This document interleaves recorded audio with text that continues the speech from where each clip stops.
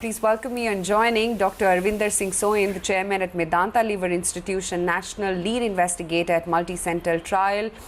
As well, joining in on the show, we also have with us Dr. Gautam Bhansali from the Bombay Hospital. Gentlemen, morning. Good to have you both on the show. Dr. Bhansali, if I could start off the discussion with you. What spooked the equity markets as well as all of us was the fact that there is a fresh wave of the virus which seems to be playing out. Many countries reporting the highest single-day spike yet again. Suffice to say that it's bound to hit India as well, or do you think because of the mortality rates in India being much lesser, we would be perhaps a little less infected as opposed to other countries and the data that they've been projecting? Yeah, hi. Good morning to everybody. If you see data of last week or last month, then yes, definitely we were at peak in the last month. If you see the data of this last 2 weeks, you can see the number of cases per day has decreased. It was earlier touching around 1 lakh per day cases. Now this is touching around 50,000, 60,000 or 67,000 per day cases. So yes, we can say the number of cases is decreasing now. We don't know about the future. We may have another surge in the next month when everything will open, like nearby Diwali. Now the Navratra festival is there. So after that, things will open, train will open in Mumbai. Many things will open. So nobody is sure about that number of cases will increase or no. But as of now, if you see the trend, definitely number of cases are decreasing in this country in spite of number of testing has increased. So this is a good news for our country. Although in the rest of the world, second wave already started. Rest of the world, number of cases has increased, like in the US, in Croatia, London, their cases are increasing. But our cases are very well controlled. And secondly, mortality rate is significantly decreasing in our country. So the thing is that people are aware about the disease. Each and everybody knows about what is pulse oximeter, what is the oxygen saturation level, when to go hospital. And one thing I can tell you that our government and our people are so much proactive about this disease that they know they have some comorbidity, they should go to hospital or they should contact a doctor. That's why our mortality rate is a bit low other than the world.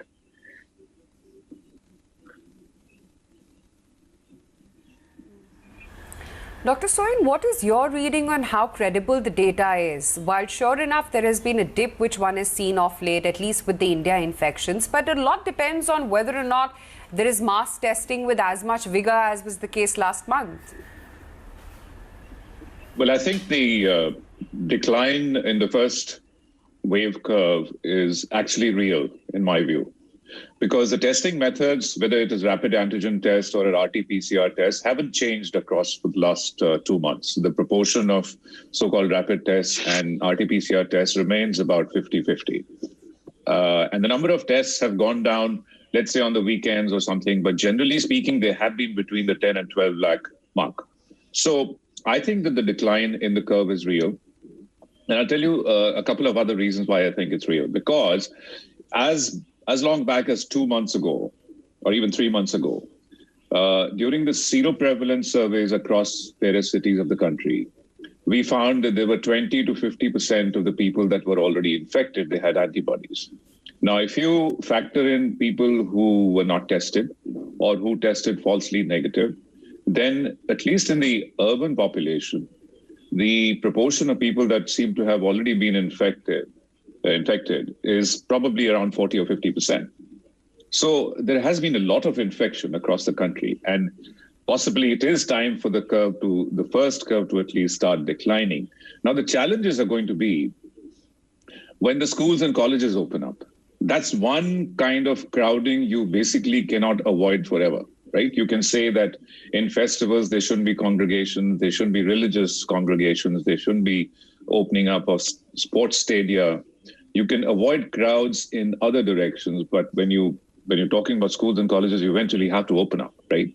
So that's one fear in my mind. The other is that the increasing pollution in especially the big cities is going to add to the woes of COVID. So that's something we have to guard against, like every year, but especially this year. And of course, the third thing is that I think that opening out religious congregations and festival celebrations is also should be very restricted. I don't agree that. I think we should all celebrate Diwali and all festivals that we want to and do all the pujas at home. It should be a strictly family festival this time. We should not get together socially. That's what I feel.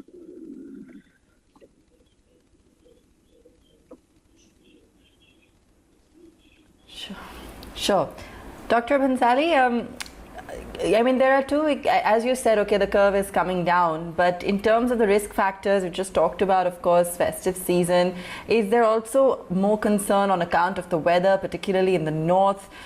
We have seen people continuing to be concerned about the severity of cases picking up on account of that. Yeah, the severity of cases is definitely picking up, but as I explained you, that people are more aware about the disease, and now the newer treatment modality is available. Everybody knows about when to require oxygen, when to go hospital, patient goes to hospital. And second thing, that each and every government, whether it's in that central government or each and every state government, they are prepared with the oxygenated bed.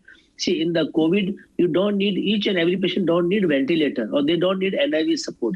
Maximum patients require oxygen only. And oxygenation bed are already available in this country. Like if I'm talking about the Mumbai, we have 20,000 oxygenated bed in Mumbai, although we don't have more than 20,000 active cases today in Mumbai. So each and every government is well prepared, but it's a new normal life. One has to live with the new things, new discipline like mask, sanitizer, physical distancing. We have to adopt all these things in our new normal life. That's why, because of that, we should not wait for vaccine, that vaccine will come and then we will be prevented. No, we have to adopt this policy, this new normal life, and we should move forward.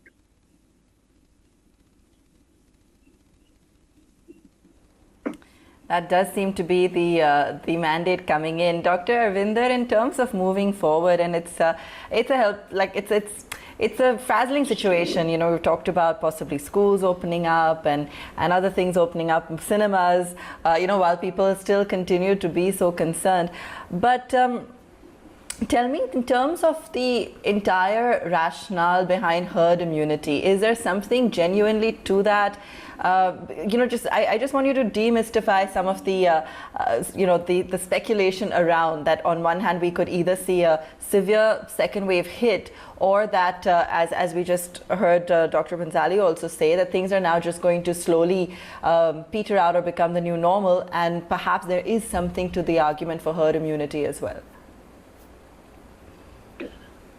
So let's talk about herd immunity. Now, it's a very often used word, and people have said that let's hope for herd immunity so that this infection, the fear of the infection goes away. Well, it is true that once 60 or 70% of the population is exposed to the infection, either through natural infection or through vaccination, then it will cease to be a public health concern. That is very true. But it is a very fallacious policy to actually force herd immunity, as has been done in some countries of the world, because that's going to cost us dearly. We could have to pay with tens of thousands of more lives. So that's not a good policy, to actually go out there in the open and say, okay, let the young people get out and let there be herd immunity in the society. So I think we continue to take precautions. Like Dr. Gautam said, we have to live the new normal. So herd immunity on its own is a bad thing to chase. But yes, natural infection plus vaccination affecting about 65, 70% of the population, then it will not be such a big concern. And I'll tell you why. There is this concept of R0, which means what are the number of individuals that a single individual can actually infect?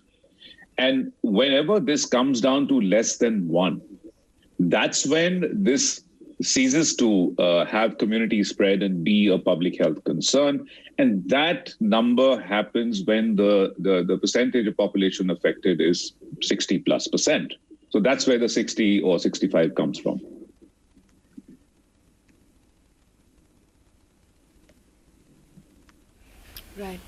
Dr. Soin, while it's much known that you got to wash your hands, disinfect, but what are some of the personal do's and don'ts that one can look into?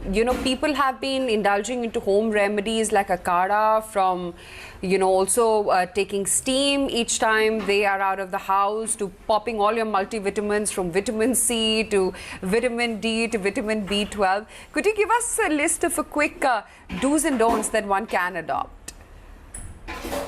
So first of all, in protective gear, I think that masking beyond your home is absolutely essential, whether it's in a vehicle or in a bus or a car or, going to office. So you have to mask, 1. 2, physical distancing is absolutely essential. 3, sanitizing your hands.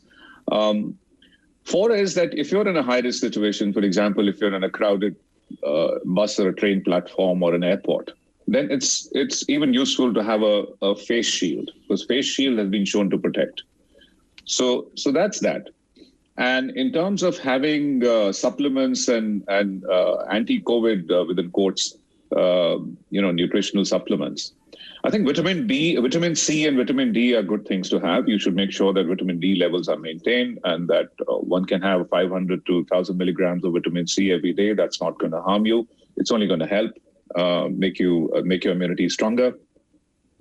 Now, let me tell you about the kara. I've actually, as you know, I'm a liver specialist, and I've actually seen 5 cases of Giloy-induced liver damage and liver failure. So these things are not without harm. And in fact, one of those cases may even have to have a liver transplant. So Giloy, as you know, is a kind of a creeper kind of plant, which extract is basically taken to so-called build immunity against dengue and COVID, but it's not so harmless.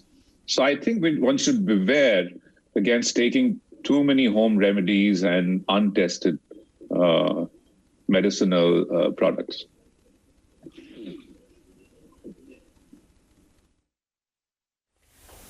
Dr. Soin, I'm so glad you made that clarification, because, most people would be indulging into Ayurveda home remedies, and most of these medicines do have Giloy as a component as well. So glad to have you on the show today. Dr. Bhansali, thank you as well for taking time out and speaking with us today. Thanks for having me. Thank you. Thanks a lot. Okay.